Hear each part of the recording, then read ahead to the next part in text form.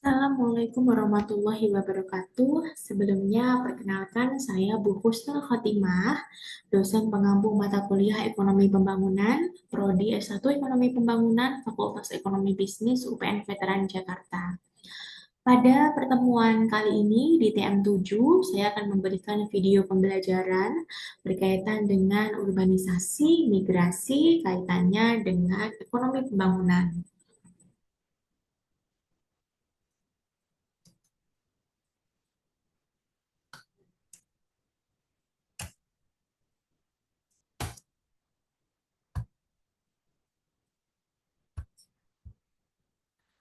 Nah, produksi dan distribusi pertumbuhan ekonomi nasional dipengaruhi oleh hubungan antara produsen dan konsumen melalui tingkatan rumah tangga tertutup, kemasyarakatan, kota, sampai bangsa atau dunia. Pada pertemuan yang ketiga, kita sudah belajar mengenai ekonomi growth teori, teori perubahan struktural, di mana keterbelakangan ekonomi mengubah struktur ekonomi mereka dari pertanian subsisten ke pertanian yang modern, atau lebih ke ekonomi manufaktur dari tradisional ke modern dalam hal ini ekonomi manufaktur dan industri jasa yang lebih beragam. Model pada pertengahan 1950-an kemudian juga dimodifikasi, diformalkan, dan diperluas oleh John Fay dan Gustav Rennes. Nah, yang pertama adalah menurut Karl Bajar, di mana tahap perekonomian menurut Karl Bajar dapat dibagi menjadi 4 bagian sejarah perekonomian pada pembangunan. Yang pertama adalah rumah tangga tertutup, di mana kehidupan masyarakat itu sifatnya masih sangat sederhana dan juga tertutup, dan dalam memenuhi kebutuhan sehari-hari mereka hanya mengandalkan kemampuan diri mereka sendiri untuk memanfaatkan sumber daya yang ada. Dan adapun pertukaran ini hanya dari internal mereka saja. Bahkan pada saat rumah tangga tertutup itu tidak ada pertukaran antar kelompok. Sehingga masing-masing individu ketika mereka ingin dalam memenuhi kebutuhan sehari-hari, ya mereka mengusahakan sendiri, entah bercocok tanam, entah beternak, entah eh, mengusahakan sendiri atau membuat sendiri, karena memang belum ada pertukaran pada tahap rumah tangga yang tertutup menurut Kalbajar. Dan dalam hal ini, untuk kebutuhannya itu untuk konsumsi pribadi, belum ada kegiatan jual beli karena mereka betul-betul mengusahakan sendiri berkaitan dengan kebutuhannya. Yang kedua adalah rumah tangga kota, di mana pada rumah tangga masyarakat itu mulai mengenal adanya pertukaran. Kemudian juga kegiatan sehari-hari itu tidak hanya bertani, tidak hanya beternak, tapi juga sudah mulai ada perdagangan, di mana di dalam perdagangan ini mereka menyepakati adanya pertemuan di mana mereka akan bertemu di suatu tempat untuk melakukan kegiatan perdagangan, sehingga sudah mulai ada tukar menukar entah barang maupun jasa. Fokus mereka tidak hanya untuk memenuhi kebutuhan pribadi, tapi bagaimana mereka bisa menghasilkan produk jasa yang dapat diperjualbelikan. Kemudian yang ketiga adalah rumah tangga bangsa. Pada tahap ini sudah mulai berkembang, sudah ada pertukaran antar penduduk di satu kota dengan kota yang lain. Pasarnya pun juga sudah semakin luas. Sudah tidak hanya di skop satu wilayah atau lokal itu saja, tapi sudah ada pertukaran di antar wilayah.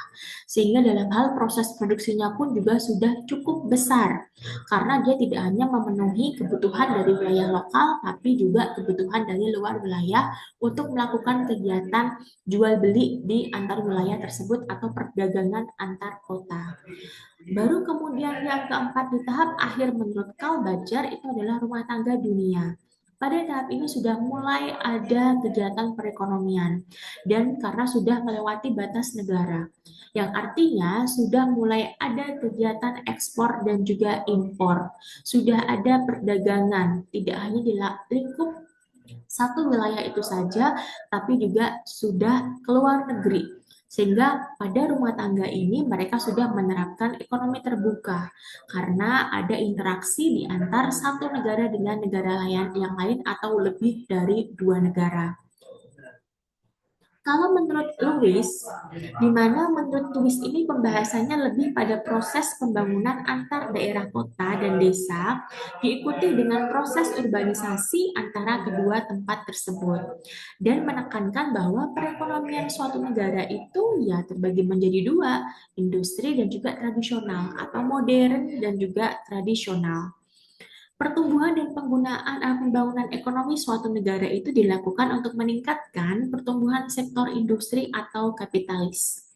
Sehingga menurut Lewis, intinya adalah surplus tenaga kerja dari sektor tradisional akan ditransfer ke sektor modern yang pertumbuhannya itu menyerap kelebihan tenaga kerja, mendorong industrialisasi dan menggerakkan pembangunan yang berkelanjutan. Kemudian teori menurut Ranis dan Fay, di mana teori ini dikembangkan oleh Gustav Ranis dan John Fay, ya, di mana pada tahap ini si Ranis dan juga John Fay itu sudah mulai ada bergantung pada tingkat pertumbuhan populasi, sifat kemajuan teknologi, dan pertumbuhan modal industri, yang mana modal industri ini bergantung pada pertumbuhan laba industri dan surplus yang dihasilkan di sektor pertanian. Karena teori ini banyak mendapatkan pengaruh dari Lewis. Jadi hal yang mendasari teori ini adalah dari teorinya Lewis yang terjadi kelebihan tenaga kerja di sektor tradisional yang kemudian mengalir ke sektor modern. Nah, di chapter kedua kita akan bahas mengenai migrasi dan juga urbanisasi, ya, baik yang ada terjadi di kota-kota besar. Pola pembangunan, semakin maju perekonomian suatu negara, maka semakin banyak terjadi urbanisasi di negara tersebut. Tapi, banyak pendapat yang menyampaikan kalau negara-negara berkembang itu seringkali mengalami urbanisasi yang berlebihan atau urbanisasi yang terlalu cepat.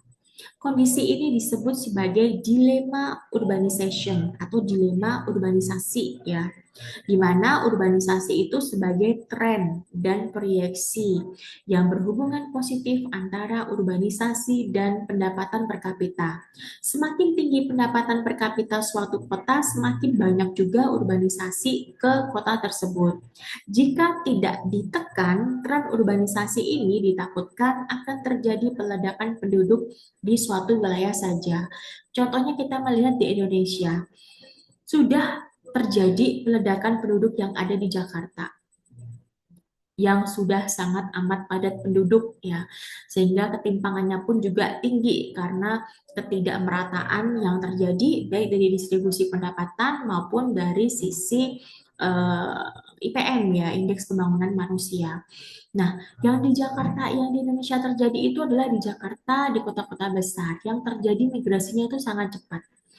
Daerah-daerah pada masyarakat-masyarakat yang tinggal di pedesaan atau di daerah-daerah yang sifatnya masih berada sektornya tradisional, mereka berusaha untuk bermigrasi pindah ke Jakarta dengan harapan mereka bisa mendapatkan kehidupan yang lebih layak.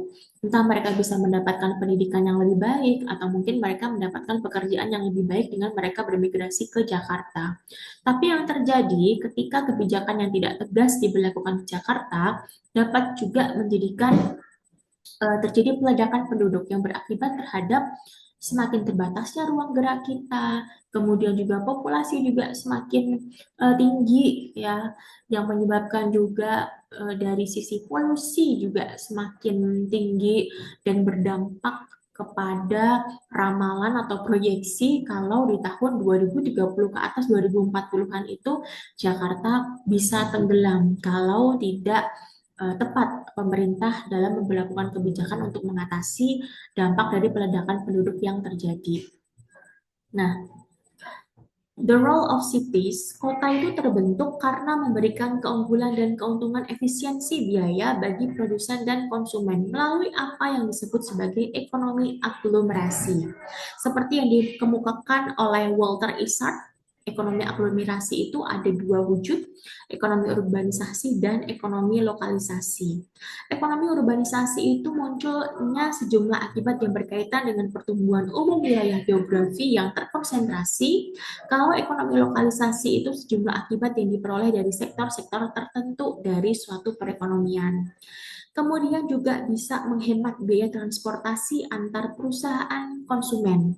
Jika lokasi perusahaan itu bisa dekat dengan konsumen sehingga akan menghemat dari biaya transportasi. Kemudian yang ketiga adalah perusahaan itu dekat dengan tenaga kerja yang terampil. Begitu juga sebaliknya, sehingga akan menghemat biaya efisiensi perusahaan maupun tenaga kerja tersebut. Selanjutnya adalah manfaat perusahaan dari sisi spesialisasi, manufaktur, juga dekat dengan sumber bahan baku. Perusahaan juga bisa memperoleh manfaat dari impact dari industri-industri lain atau persaingan, dan juga dalam hal ini akan terjadi efisiensi ya ketika pabrik itu membangun atau perusahaan atau industri itu membangun di perkotaan. Kemudian industrial district ya, kualitas kelompok usaha atau kawasan industri merupakan kunci efisiensi sektoral. Yang mana perkotaan itu identik dengan banyaknya penduduk sehingga perusahaan itu banyak lebih memilih membuka di daerah yang mudah memperoleh tenaga kerja dan relatif lebih mudah saling belajar kalau misalnya dekat dengan para perusahaan yang lain. Bisa juga perusahaan itu memilih membuka di daerah yang bukan perkotaan karena memang lebih memilih untuk dekat dari sumber bahan baku atau memang karena biaya tenaga kerja yang murah sehingga menjadi pertimbangan juga bagi perusahaan untuk membuka perusahaan di luar dari perkotaan. Nah, sayangnya sebagian besar negara berkembang itu hanya membuat kemajuan yang terbatas. Contohnya adalah Cina, negara yang telah membuat langkah yang besar di dalam membangun distrik industri selama satu dekade terakhir. Sebelum tahun 1980-an, industri Cina itu dimiliki oleh negara dan pabrik-pabrik disebar secara geografis demi pertahanan militer. Sejak tahun 1980 diadakan zona ekonomi khusus seperti di Shenzhen untuk menarik perusahaan asing dalam banyak bidang industri dalam perusahaan lokal sehingga penyedia input. Sehingga memang negara Cina yang sebelumnya tergolong sebagai negara miskin sebelum tahun 1950-an sekarang sudah termasuk atau sudah menjadi negara maju, bahkan negara adidaya di wilayah Asia yang menguasai perdagangan global juga negara Cina salah satunya, dan itu karena pemerintahnya yang berhasil melakukan spesialisasi-spesialisasi di bidang ekonomi pembangunan sehingga mereka dapat lebih maju saat ini ya. Efisiensi dapat tercapai jika sejumlah industri yang saling terikat hulu ke hilir terdapat biaya penumpukan karena semakin tinggi tingkat kepadatan perkotaan, semakin tinggi juga biaya tanah dan bangunan. Biaya kebutuhan sampingan yang lain sehingga untuk memperluas pabrik itu butuh biaya yang sangat tinggi. Skala perkotaan yang efisien secara ekonomi dari sudut pandang efisiensi produksi menekankan bahwa biaya rata-rata untuk industri adalah yang terendah. Skala efisiensi yang berbeda tergantung dari spesialisasi industri yang berbeda, juga tergantung besar kecilnya perkotaan itu. Modal yang luas dan tinggi, infrastruktur yang dibutuhkan di daerah perkotaan, yang mana kota lebih kecil mungkin dapat difokuskan untuk daerah yang padat karya atau spesialisasi. Nah, di urban, masalah-masalah urban ini juga terjadi ya, yang mana untuk masalah-masalah perkotaan, kota yang memiliki modal tinggi umumnya berlokasi di negara-negara maju. Negara-negara maju mereka sudah atau hampir daerah yang ada di negara maju itu sudah masuk kategori perkotaan. Namun urbanisasi di negara berkembang terjadi dengan kecepatan yang tidak terduga. Kayak di negara-negara berkembang lebih banyak daerah yang bukan kota dibandingkan dengan perkotaannya. ya. Karena sebagian besar pekerja di luar sektor formal, sebagian besar pertumbuhan perkotaan terjadi di kota yang berukuran sedang. Namun, bias perkotaan masih menjadi masalah serius di banyak negara berkembang. Karena di negara berkembang itu untuk pemerataan wilayahnya masih belum signifikan. Sehingga untuk wilayah perkotaan dari sisi pertumbuhan ekonomi masih tergolong timpang di antara wilayah-wilayah yang sifatnya adalah masih tradisional atau pedesaan. Penyebab dari adanya the urban giantism atau kota-kota besar ya, yang pertama adalah industrialisasi substitusi impor, berkurangnya perdagangan, insentif yang berkonsentrasi di satu kota untuk menghindari biaya transportasi. Kemudian istilah dari bread and circuses ya atau roti dan sirkus untuk mencegah kerusuhan. Buktinya demokrasi yang stabil dengan kediktatoran yang tidak stabil. Kemudian juga sistem transportasi hubungan dan spoke yang membuat biaya transportasi menjadi tinggi di kota-kota kecil dan dampak buruk dari penempatan ibu kota negara di kota besar. Itulah sebabnya mungkin salah satu langkah strategis dari pemerintahan sebelumnya untuk membangun ibu kota Nusantara dengan harapan ibu kota yang ada di Indonesia, di Jakarta itu sudah tidak cukup gitu ya, atau sudah belum cukup atau belum belum kalau dikembangkan kembali kan sudah sulit ya karena keterbatasan wilayah, sehingga diarahkan ke provinsi yang lain karena di Jakarta selain dari ibu kota juga menjadi pusat perekonomian yang ada di Indonesia. Sehingga karena itulah yang menyebabkan Jakarta ini sudah semakin padat penduduk dan nantinya juga akan berdampak bagi masyarakat yang tinggal di Jakarta. Mungkin demikian untuk diskusi untuk pemaparan mengenai pertemuan yang ketujuh ya, materi yang akan disampaikan pada yang ketujuh. Nanti kalau misalnya ada yang ingin ditanyakan atau ada yang ingin didiskusikan, dapat kalian diskusikan via WhatsApp atau mungkin juga datang langsung ya atau mungkin juga via email juga silahkan. Demikian pemaparan dari saya akhiri untuk pemaparan kali ini. Terima kasih. Wabillahi taufiq wal hidayah. Wassalamualaikum warahmatullahi wabarakatuh. Dan ini ya, ada diskusi yang bisa kalian diskusikan ya mengenai migrasi yang ada di perkotaan maupun pedesaan yang ada di seluruh dunia.